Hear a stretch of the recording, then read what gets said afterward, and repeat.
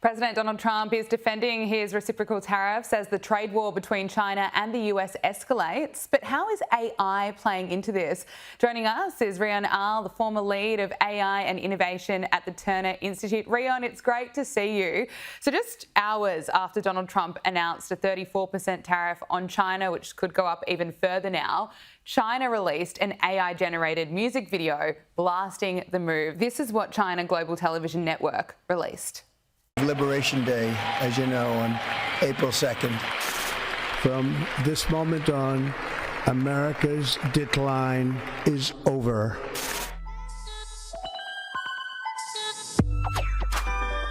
Liberation Day promised us the stars, but tariffs still got cheap Chinese cars. I just spent $33 on dinner tonight. What are you talking about? Was $8.25 now $6.89? Like this is some amazing deal.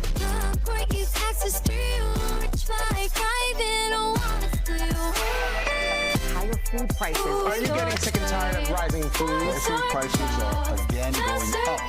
Especially for eggs and meat.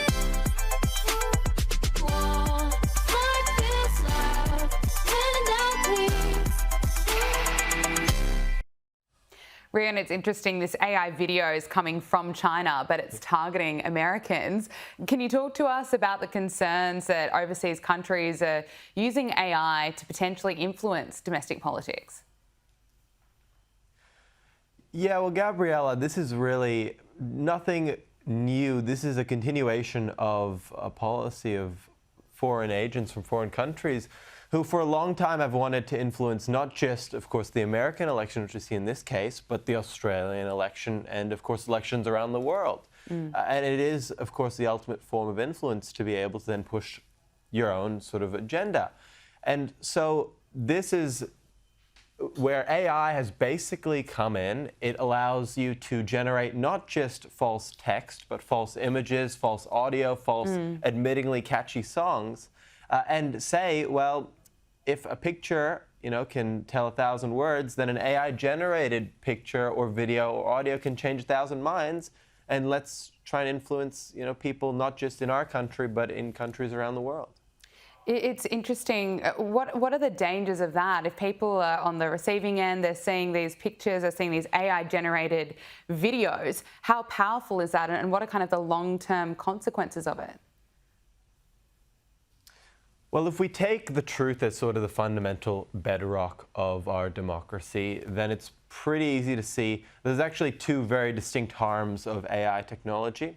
Number one is that for every deepfaked or AI image that is put out there, there is going to be a subset of the audience who sees it and either does not realize it is fake or does not have the time to discern whether it is real or fake and comes away in some part with a belief that whatever they've seen in front of them is the truth. So there's that distorting of reality that happens. And there's also the cover that this technology is going to provide, and we've seen it already in numerous examples where, since this technology exists, people are using it as an excuse for actually real content. So real videos, real leaked audio recordings, they're being dismissed globally as AI deepfakes. In both cases, it's very dangerous because we lose that sense of what the truth actually is. Absolutely. And the average person doesn't have the time to sit there and think, oh, what's going on? They're going to get a little bit stuck on what the truth is. Here in Australia, we're just weeks away from the federal election. We're seeing both major parties use AI images in their campaign. How is this helping them, and what are the benefits of AI in our politics? Well, we go, and I talk a lot about the harms, but of course, if we step back, there are a lot of benefits. AI is all about abundance, and what it's giving the major parties as well as the minor parties is an ability to have a resource that allows you to produce more content quicker. It allows you to create, as I mentioned before, not just text, but images, audio, catchy songs, all these sorts of things that are then able to influence the sort of people who are seeing this content on a sort of more visceral level. And it's allowing them to do this quicker, it's allowing them to do this faster, and it's allowing them to reach more people. So there are benefits certainly to this abundance that the technology brings, but we do have to watch out for the harms. Absolutely. And as AI continues to play a bigger part in many aspects of our lives, what advice do you have for us? Well, I'd say that the solution is going to be threefold, especially with this sort of issue. So number one is probably going to be the government. And I'd say that, we have to be careful of how much influence the government has with this sort of thing. But at the base level, as we mentioned before, with this sort of foreign interference, we need to have really harsh and strict rules governing the way that foreign governments are influencing or putting content to our domestic audience to influence our elections. So that's sort of pillar number one. I think pillar number two comes down to the AI companies themselves. Again, we don't want them actually deciding what can and cannot be made with their tools, because that's a very fine line and dangerous line. What we do want is clear protections for political content, whether there's a label on clearly political content or some other form. That's going to help people who are seeing this content online to realize that what they're seeing is not actually real work.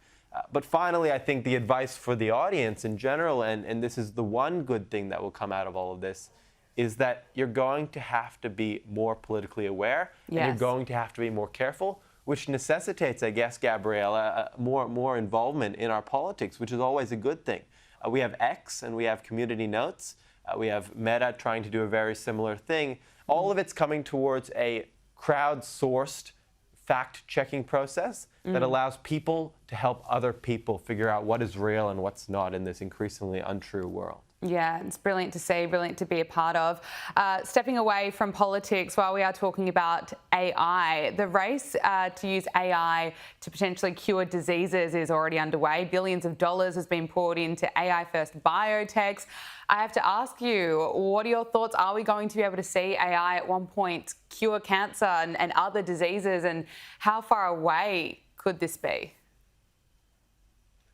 Well, that's certainly the dream, and it's the dream that every startup right now is pitching to their investors around the world, and it's a dream that, of course, we all hope is going to come true. Of course. I certainly think that there's a hope and then there's a reality.